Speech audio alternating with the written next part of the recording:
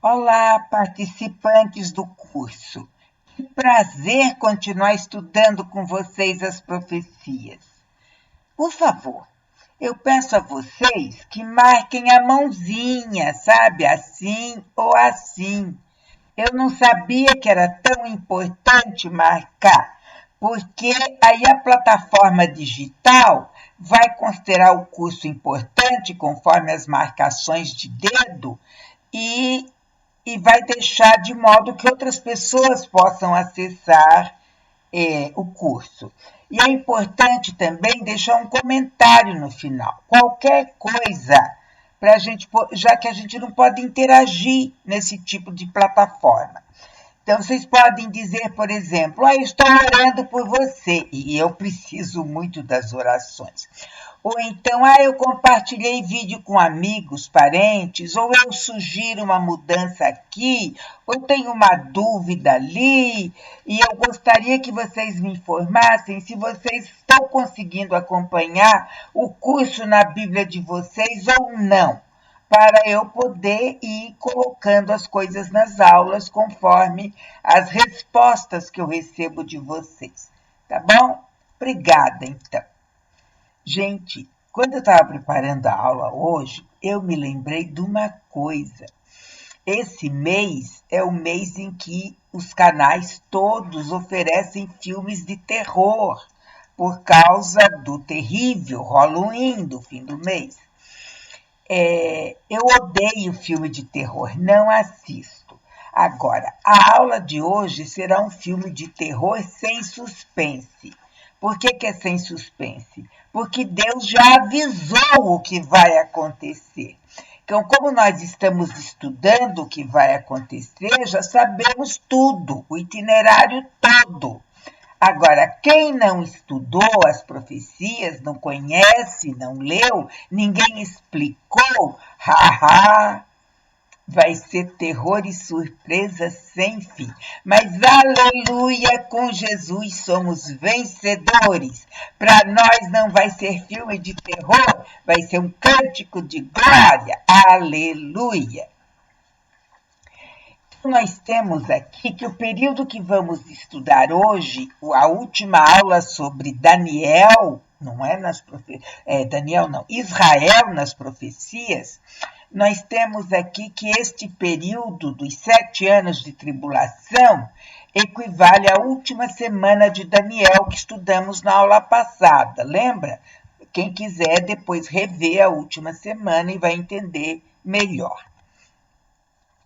Então, é a salvação dos judeus nos 7 anos de tribulação. A grande oportunidade de salvação dos judeus. Nós, da Igreja de Cristo, estamos vivendo a era da graça. A salvação é pela graça. De graça. Agora, depois que a igreja for arrebatada, que vamos estudar na outra aula, aí quem ficar vai ser salvo pelo martírio, pelo próprio sangue. Precisa ficar atento, o que a gente vai escolher, não é? Então, Daniel 12:7, a gente vê parte dessa profecia que estudaremos hoje. Ouvi o homem vestido de linho que estava sobre as águas do rio, quando levantou a mão direita e a esquerda ao céu e jurou, por aquele que vive eternamente, que isso seria depois de um tempo, 2 tempos e metade de um tempo. E quando se acabar a destruição do poder do povo santo, estas coisas todas se cumprirão. Então, aqui nós estamos vendo Daniel, muito antes de Jesus nascer, profetizando esta última semana da profecia dele. E nós vemos uma coisa interessante aí no meio. Isso seria depois de um tempo, 2 tempos e metade de um tempo. Que interessante, né? Vamos ver o que isso significa. Então, um tempo, 2 tempos e metade de um tempo é 3 anos e meio. A tribulação de 7 anos será dividida. Primeira parte, 3 anos e meio. Segunda parte, 3 anos e meio. Nós já vimos esse abominável da desolação, não é? E diz que haverá poder para ele durante 1290 dias. O que é? 3 anos e meio. Então, Apocalipse e Daniel ficam usando esses números simbolicamente, mas serão reais. Essa é uma profecia real. Há muita profecia em Apocalipse que é simbólica, mas aqui serão 7 anos mesmo. Nos primeiros 3 anos e meio, nós já vimos quando estudamos o anticristo, ele virá no cavalo branco, prometendo paz, e quem não quer, não é? Reconstruirá o templo de Jerusalém, fará aliança com os judeus, o lobo com a pele de cordeiro em cima, que vimos na aula passada. Depois dos 3 anos e meio, que é a aula que vamos ver hoje, ele tira a máscara e mostra o terrível monstro que ele é, diabólico. Mas isso é a próxima aula. Então, em Daniel 9, 27, nós temos uma profecia sobre esse terrível anticristo. Ele fará firme aliança com muitos, por uma semana. Na metade da semana, fará cessar o sacrifício e a oferta de manjares. Sobre a asa das abominações virá o assolador, até que a destruição, que está determinada, se derrame sobre ele. Terrível essa profecia, não é? Fará cessar o sacrifício no Santo dos Santos, no templo. A asa das abominações é uma leitura poética, mas é terrível. Virá o assolador, quer dizer, ele vai assolar tudo, não vai sobrar pedra sobre pedra, até que a determinação, lembra? 3 anos e meio, e Deus vai dizer, chega, pum, vai para o inferno que tá te esperando lá. Então, nós temos Mateus 24, 15 dizendo, quando, pois, virdes o abominável da desolação de que falou o profeta Daniel no lugar santo, no templo em Jerusalém, então Jesus confirmou essa profecia no seu evangelho profético. E em Apocalipse 13, que vamos estudar em outra aula, nós vemos que este anticristo vai ter uma boca que profere arrogâncias e blasfêmias e autoridade para agir 42 meses. Agora mudou a nomenclatura. Mas o que é igual ao quê? 3 anos e meio. Deus determinou, escrito está, feito está. Acabou para Deus.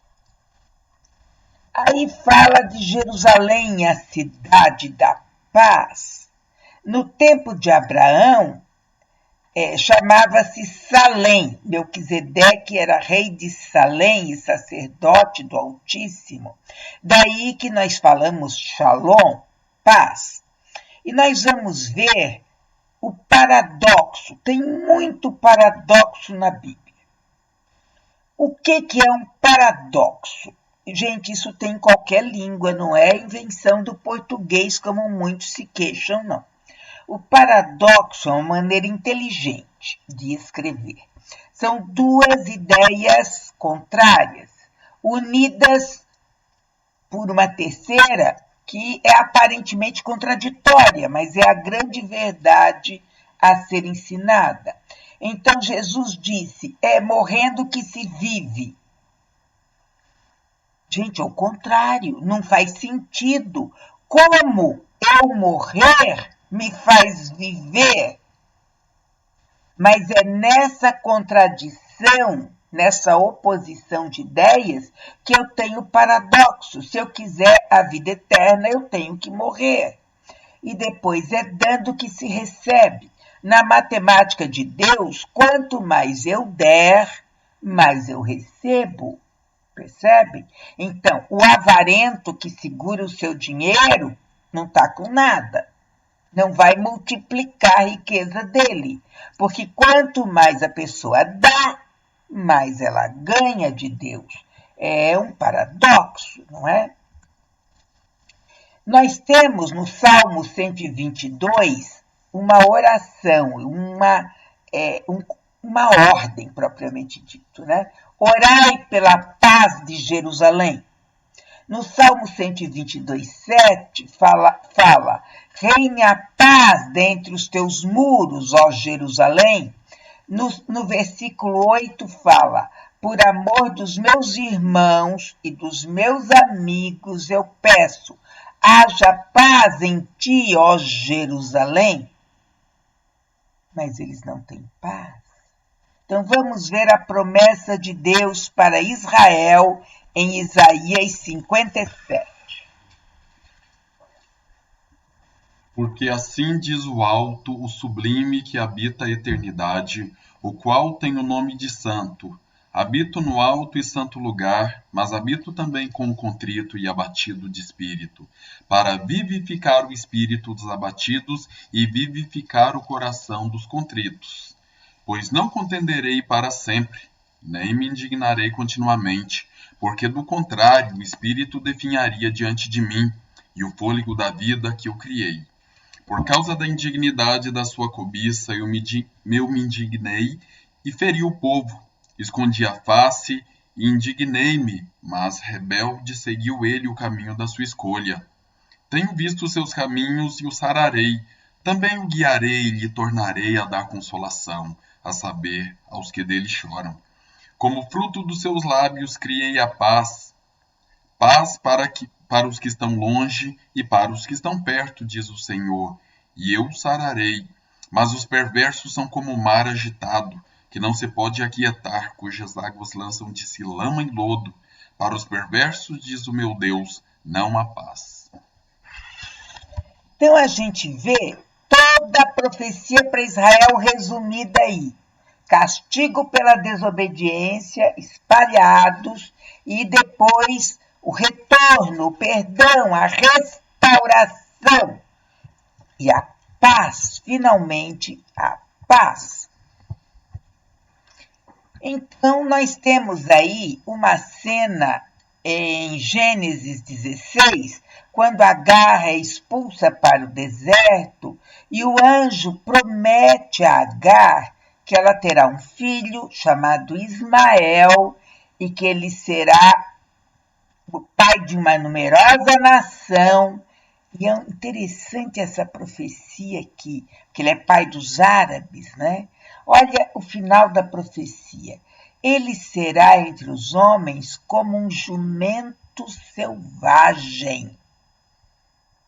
A sua mão será contra todos, e a mão de todos contra ele, e habitará fronteiro a todos os seus irmãos. Já imaginou? Deus disse isso a Agar de Abraão 2000 anos antes de Jesus nascer.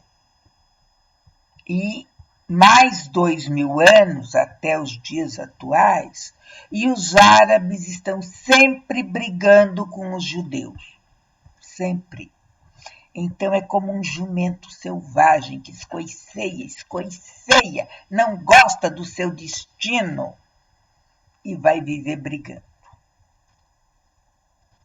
Dureza, né?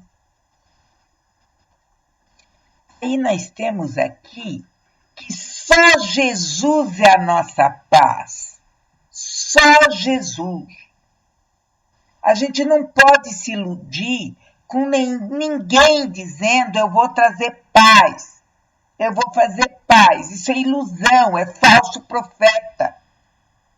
Então nós temos em Isaías 9:6, sintetizando a profecia toda de Isaías 9, de 2-7, porque um menino nos nasceu. Olha, é passado.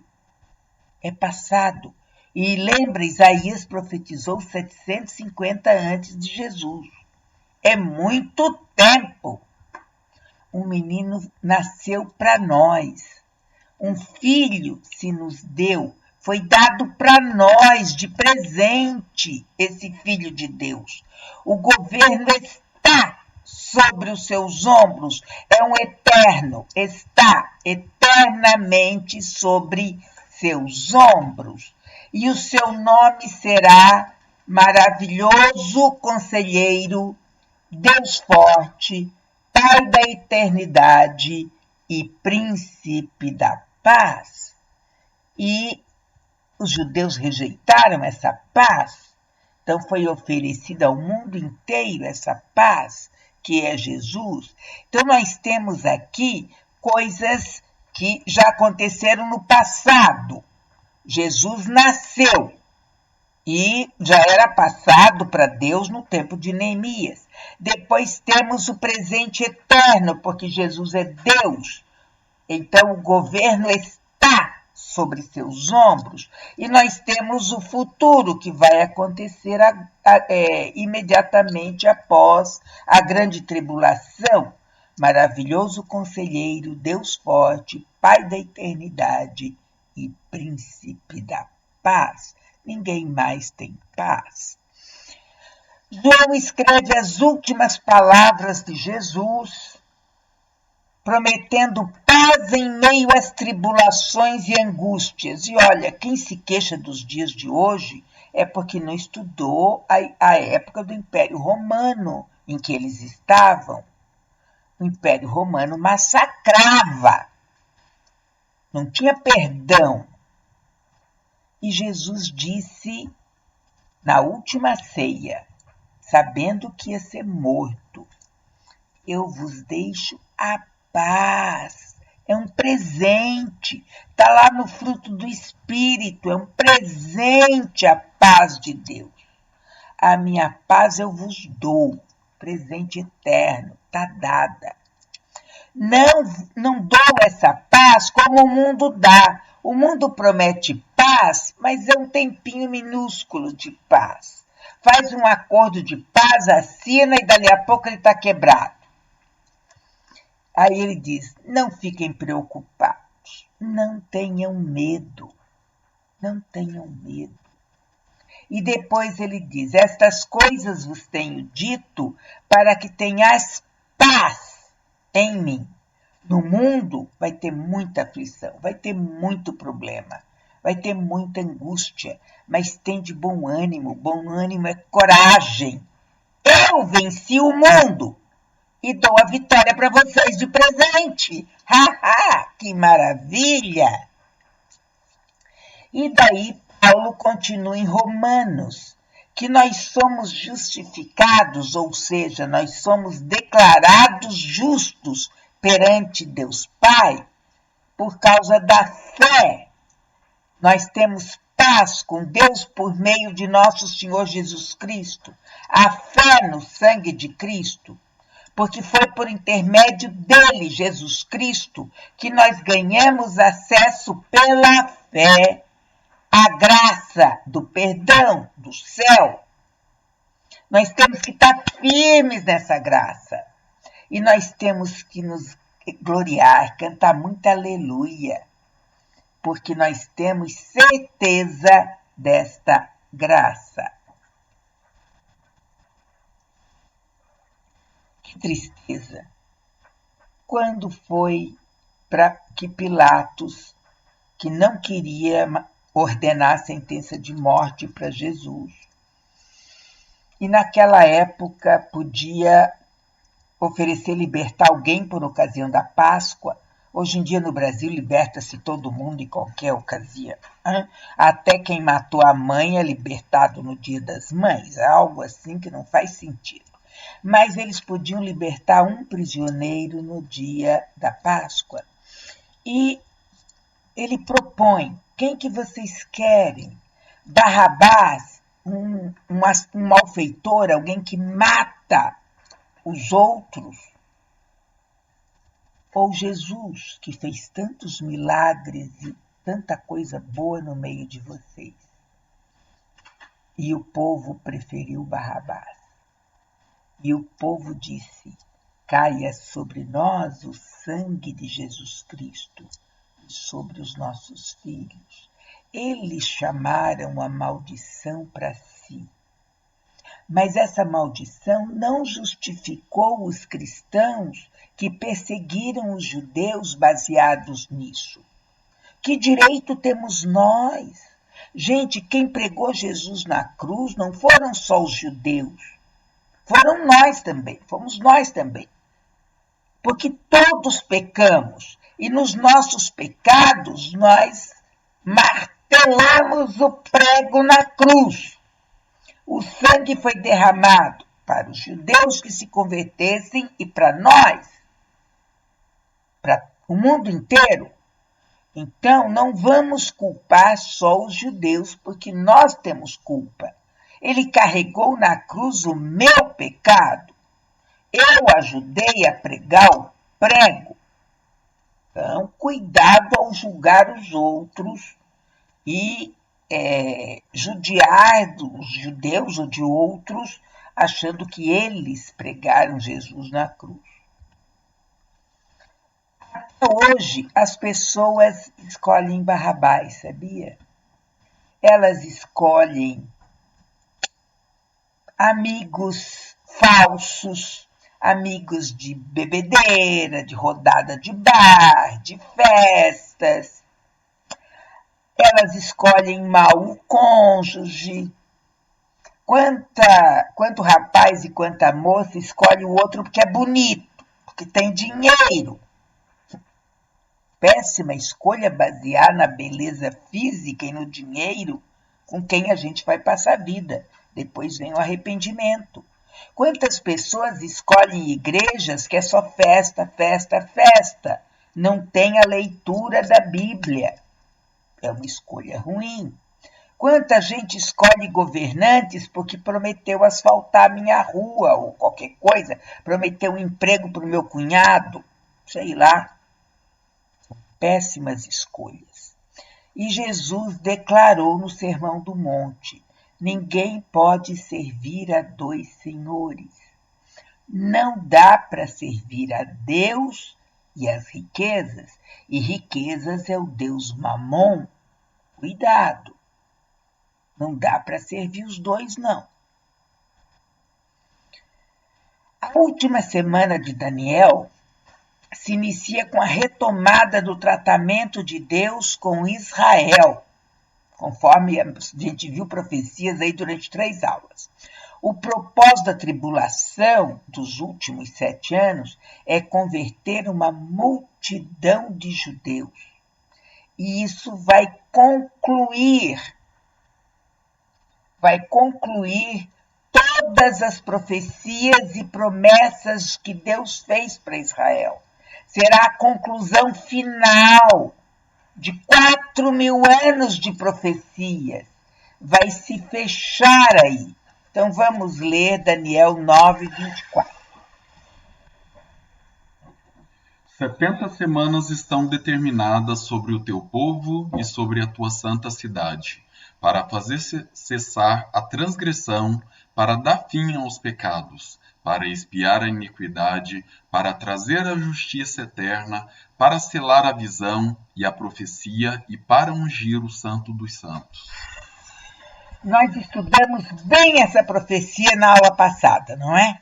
Então vai dizer está cumprido. Todas as promessas foram cumpridas quando os judeus se converterem e declararem Jesus o Messias. Aí sim Jerusalém será a cidade da paz. O Apocalipse é a revelação do plano eterno de Deus, culminando com o justo castigo aos rebeldes, com o justo prêmio aos obedientes, bem como a restauração do novo céu e da nova terra. Nós já vimos esses textos de João. Quem aceita as promessas de Jesus vai receber o prêmio na glória. Quem é rebelde e rejeita, eu não quero, ele vai receber o castigo e vai ser restaurado. O novo céu e a nova terra não vai mais ter pecado. Nós vamos ver isso, não é? Então são 3 objetivos. 3 objetivos. castigar os rebeldes, dar prêmio aos justos, aos obedientes e restaurar o planeta que foi quebrado pelo pecado. Em Apocalipse 7, João cita o número dos filhos de Israel. Então vamos ler Apocalipse 7, desde o primeiro versículo. Depois disto, vi quatro anjos em pé nos quatro cantos da terra, conservando seguros os quatro ventos da terra, para que nenhum vento soprasse sobre a terra, nem sobre o mar, nem sobre árvore alguma. Vi outro anjo que subia do nascente do sol, tendo o selo do Deus vivo, e clamou em grande voz aos quatro anjos, aqueles aos quais fora dado fazer dano à terra e ao mar, dizendo: Não danifiqueis nem a terra, nem o mar, nem as árvores, até selarmos na fronte os servos do nosso Deus. Então ouvi o número dos que foram selados, que era 144.000, de todas as tribos dos filhos de Israel. Da tribo de Judá foram selados 12.000. Não precisa ler as tribos. Bem, vocês leem os detalhes aí das tribos de Israel. Aí nós temos um número simbólico, provavelmente, 144.000 selados, ou seja, Deus garantiu, o anticristo não vai matar esses 144.000, seja um número real ou simbólico, não sei e não me importa. Para ser testemunha dele, e esses judeus convertidos a Jesus Cristo vão pregar o evangelho ao mundo, principalmente aos judeus, mas aos incrédulos também, para ver se alguém se arrepende. Vai ser martirizado depois, mas se arrepende e vai para o céu. E tem muitas profecias cumpridas aqui. Aqui eu me admiro mais, vocês tomem nota que vocês vejam depois nas suas Bíblias as profecias. Então, aqui eu acho mais fantástica de todas é a profecia dos ossos secos de Ezequiel 37. Então, o profeta foi levado ao deserto e havia milhares de ossos espalhados de tudo quanto é jeito, como mostra a figura. E à medida que ele falava por ordem de Deus, aqueles ossos se juntaram, chacoalhando, fazendo barulho, osso contra osso. Depois se cobriu de músculos, de nervos, de veias. É uma descrição maravilhosa, vale a pena ler. E depois eles se tornaram seres humanos novamente. O que significa esses ossos secos em Ezequiel? É o povo de Israel que morreu desde o tempo de Abraão, vem morrendo por guerras, perseguições, teimosia, castigo, N coisas diferentes. Então, esses mortos, durante 4.000 anos de história, eles serão reunidos agora na grande tribulação, seja pela ressurreição de todos nós no arrebatamento, seja para entrar no milênio que a gente vai estudar depois. Então é incrível o que Deus vai fazer com Israel nesses 7 anos. É assombroso. A gente não consegue nem imaginar. Eu fico deslumbrada. É além da nossa imaginação. Então, Deus tem esse poder de restaurar Israel, que eram ossos secos espalhados pelo mundo inteiro. Ninguém mais dava caso nenhum aos judeus. E agora eles serão restaurados. Não é maravilhoso? É bem possível que o número 144.000 seja simbólico, pois ele representa um número perfeito, 1.000 dúzias de dúzias. Ele forma um cubo, não é? Com 1.000 dúzias de dúzias. E é diferente essa listagem de Apocalipse 7, da listagem que Ezequiel faz no capítulo 48. Então, para Deus não faz diferença, porque quando ele fala das 12 tribos de Israel, tem muitos significados. Por exemplo, quando José foi abençoar os filhos no seu leito de morte, que a gente já viu isso, foram escolhidos como chefes de tribos os filhos dele, e não ele. Então não tem tribo de José, mas ele é um dos 12 filhos. Percebe? A gente não comenta muito a tribo de Levi, dos levitas, porque ela não tem território. Era a tribo sacerdotal, não tinha território. Então, a gente não pode levar matematicamente. Esses números são os que participam do plano de Deus. Aí nós chegamos em Apocalipse 11, uma história interessantíssima de Apocalipse 11. João recebeu ordens para medir um caniço, uma vara de medir, para medir o santuário de Deus. E Deus tinha dado essa ordem ao profeta Ezequiel no tempo do exílio na Babilônia. E vai ser completado isso em Apocalipse 21, quando aparecer o novo céu e a nova terra. A gente não precisa se preocupar com a exatidão das medidas, não, isso tudo é muito simbólico. Significa que Deus controla o mínimo detalhe, até os centímetros. E aqui, nessa medição de Apocalipse 11, os judeus ficam guardados na parte interna do templo, onde ficava o lugar santo e o lugar santíssimo, o lugar da Arca da Aliança. Os judeus que se converterem serão guardados ali até um tempo, não é? E nós vimos isso também em Romanos 11, Mateus 23, é só vocês conferirem isso. Mas o átrio dos gentios será pisado pelos gentios, pelo anticristo. Então, vamos ler agora Apocalipse 11, a partir do versículo 3.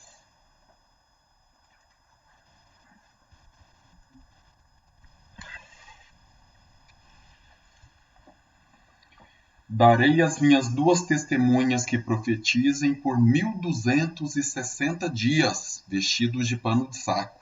São estas as 2 oliveiras e os 2 candeeiros que se acham em pé diante do Senhor da terra. Se alguém pretende causar-lhes dano, sai fogo da sua boca e devora os inimigos. Sim, se alguém pretender causar-lhes dano, certamente deve morrer. Elas têm autoridade para fechar o céu, para que não chova durante os dias em que profetizarem. Têm autoridade também sobre as águas para convertê-las em sangue, bem como para ferir a terra com toda sorte de flagelos, tantas vezes quantas quiserem. Quando tiverem então concluído o testemunho que devem dar, a besta que surge do abismo pelejará contra elas e as vencerá e matará. E o seu cadáver ficará estirado na praça da grande cidade, que espiritualmente se chama Sodoma e Egito, onde também o seu Senhor foi crucificado. Então muitos dentre os povos, tribos, línguas e nações contemplam os cadáveres das 2 testemunhas por 3 dias e meio e não permitem que esses cadáveres sejam sepultados. Os que habitam sobre a terra se alegram por causa deles, realizarão festas e enviarão presentes uns aos outros, porquanto esses 2 profetas atormentaram os que moram sobre a terra. Mas depois dos 3 dias e meio, um espírito de vida, vindo da parte de Deus, neles penetrou, e eles se ergueram sobre os pés, e àqueles que os viram sobreveio grande medo. E as 2 testemunhas ouviram grande voz vinda do céu, dizendo-lhes: Subi para aqui. E subiram ao céu numa nuvem, e os seus inimigos as contemplaram. Naquela hora houve grande terremoto, e ruiu a 10ª parte da cidade, e morreram nesse terremoto 7.000 pessoas. ao passo que as outras ficaram sobremodo aterrorizadas e deram glória ao Deus do céu. Passou o segundo ai, eis que sem demora vem o terceiro ai. Então nós vamos estudar versículo a versículo.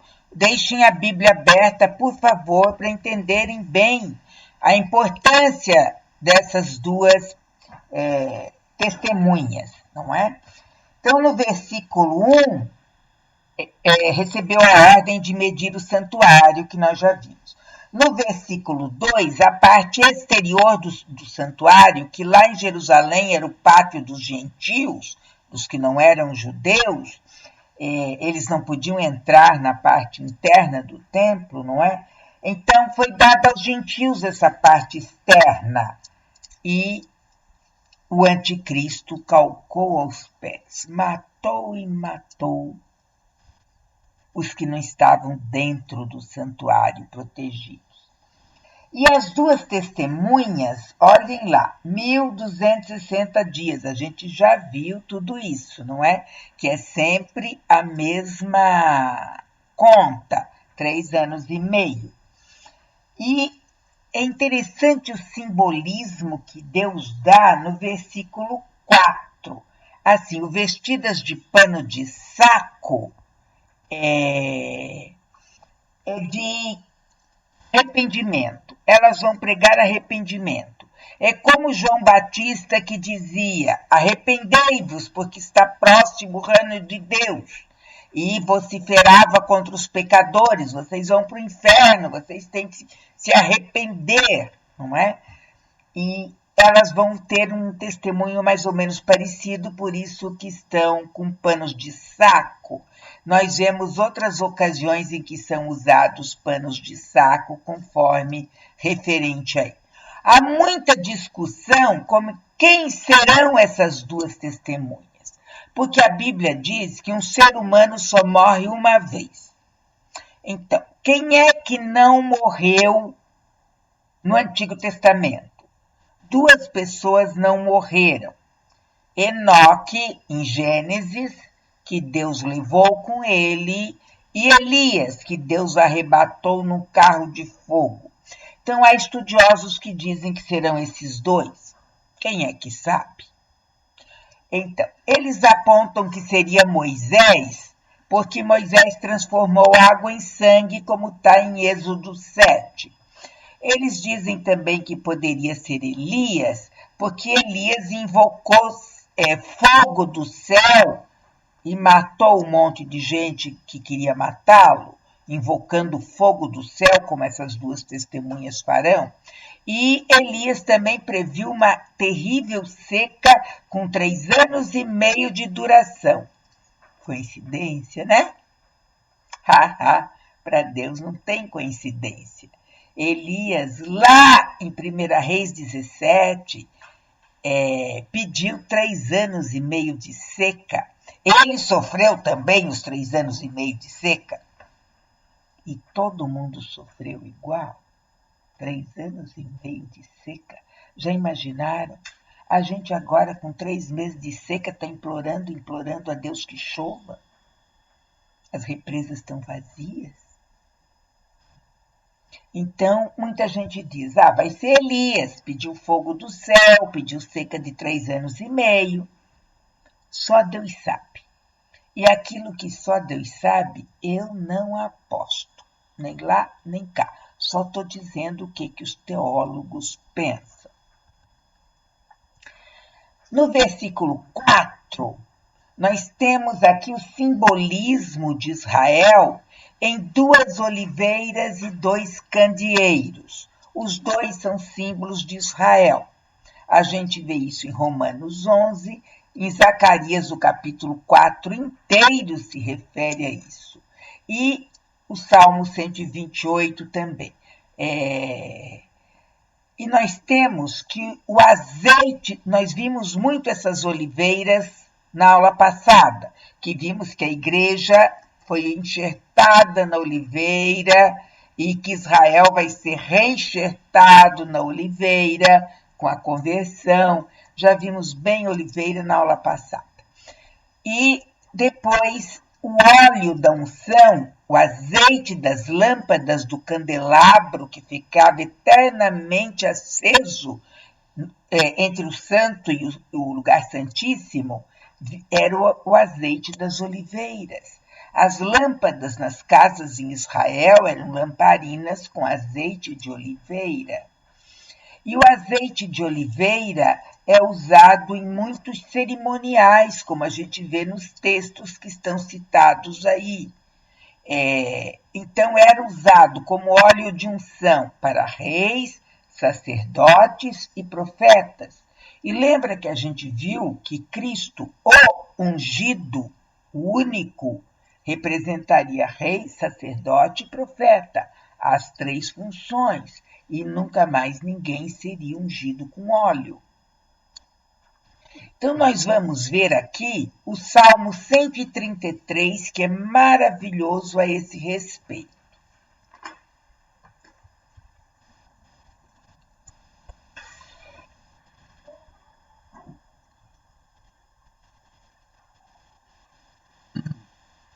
Salmo 133. Ó, como é bom e agradável viverem unidos os irmãos! É como o óleo precioso sobre a cabeça, o qual desce para a barba de Arão, e desce para a gola de suas vestes. É como o orvalho do irmão, que desce sobre os montes de Sião. Ali ordena o Senhor a sua bênção e a vida para sempre. Que salmo lindo, não é? Arão, irmão de Moisés, foi o primeiro sumo sacerdote. Moisés ungiu com óleo de oliva, o azeite, e foi descendo, não é? Foi descendo, simbolizando a unção de Arão como sumo sacerdote. Nós temos em 1 Samuel a história interessantíssima da unção de Davi. Davi era menino ainda, devia ter uns 13, 14 anos no máximo, porque era nessa idade que os meninos faziam o bar mitzvah. Eles eram considerados adultos a partir dos 13 anos e já liam alto na congregação, diante do povo, nas sinagogas. A partir dos 13 anos, eles já eram tratados como adultos, com responsabilidades. Por isso, eles podiam casar cedo, porque já estavam prontos. Não é como hoje a geração neném, não é? Que vive na casa da mamãe até os 50 anos, e a mamãe da casa, comida e roupa lavada. Então, Samuel foi orientado por Deus para ungir um dos filhos de Jessé. E ele foi, e os filhos mais velhos apareceram, altos, fortes, musculosos, e Deus disse, não é nenhum de vocês. Até que Samuel perguntou para Jessé, escuta, não tem mais nenhum filho? Ele disse, não é que eu me esqueci? Tem o garoto que cuida lá das cabras, do rebanho, das ovelhas. Ele é o caçula, né? Fica lá. A gente quase não o vê, porque ele fica dias e noites lá com as ovelhas. Aí Jessé disse, manda chamar. E foi esse menino, esquecido até pelo pai, desprezado pelos irmãos, que Deus quis ungir como rei de Israel. Que Deus não olha as grandezas deste mundo. Para ele vale o nosso coração. Então, nós temos aqui essas 2 oliveiras e o menorá sendo aceso por elas. É um desenho que ilustra o que Zacarias 4 fala. É o capítulo inteiro, não vamos ler, não é? Então, Zacarias fala dessas 2 oliveiras colocando azeite nos 7 braços da menorá. Maravilha, né?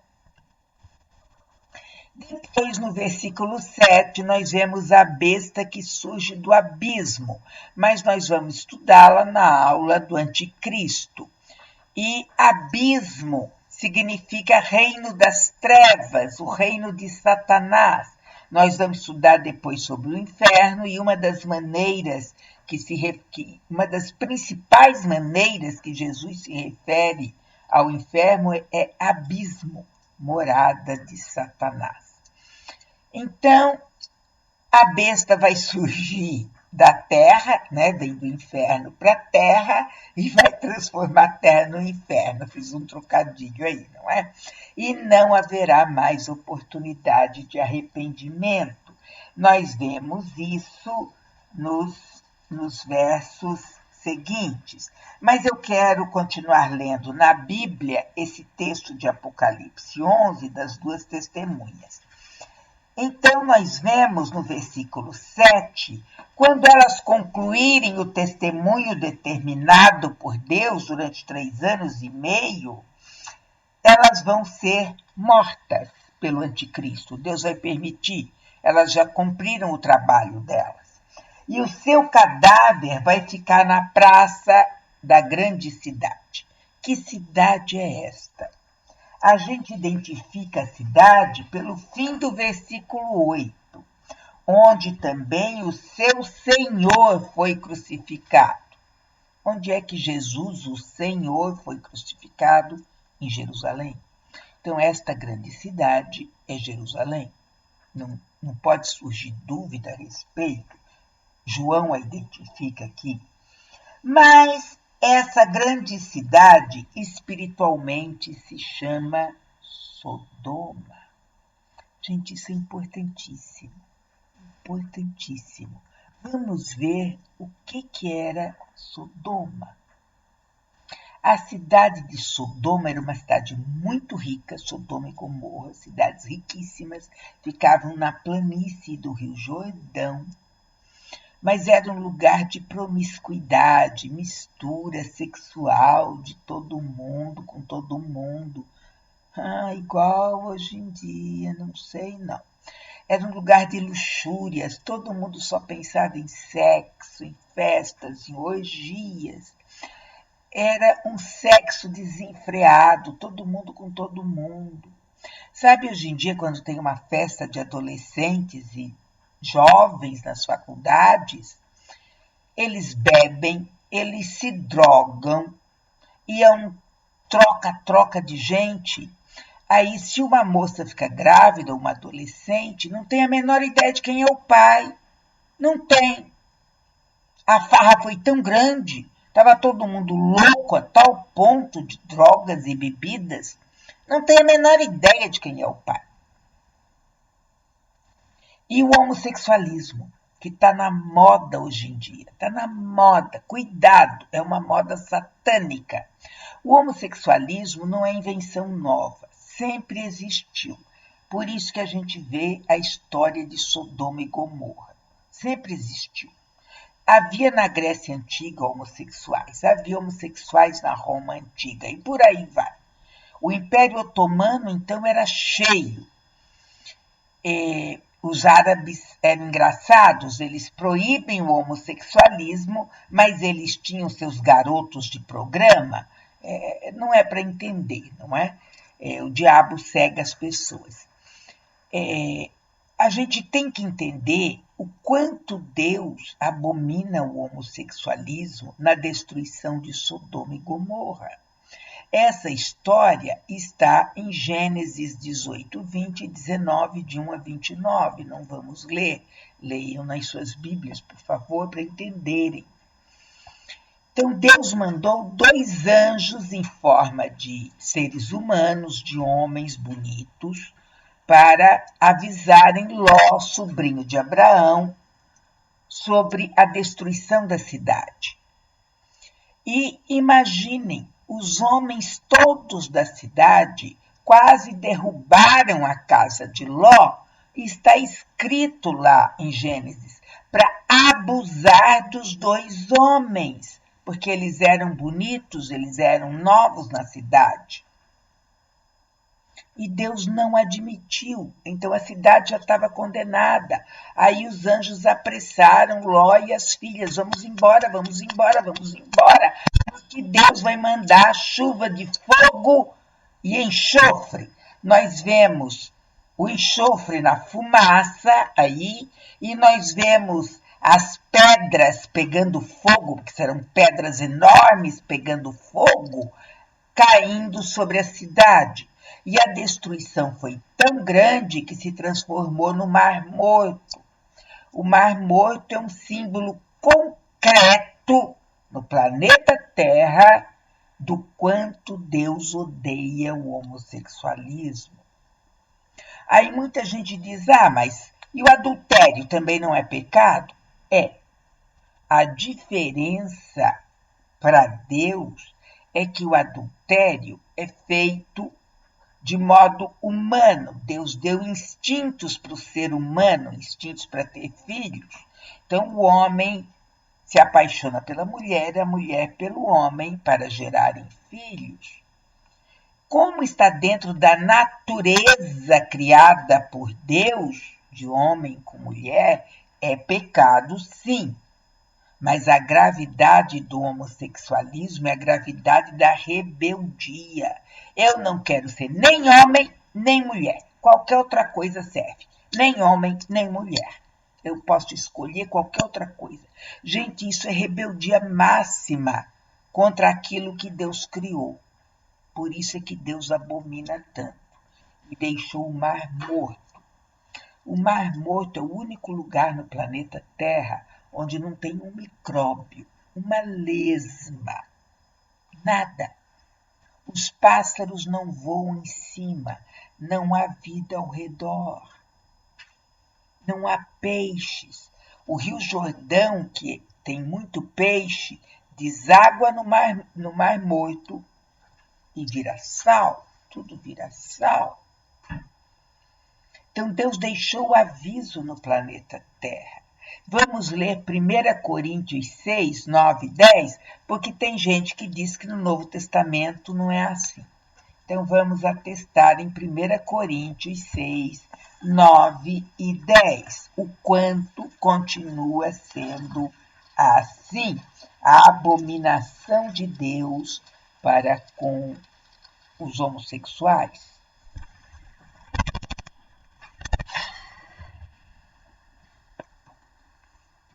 Ou não sabeis que os injustos não herdarão o reino de Deus?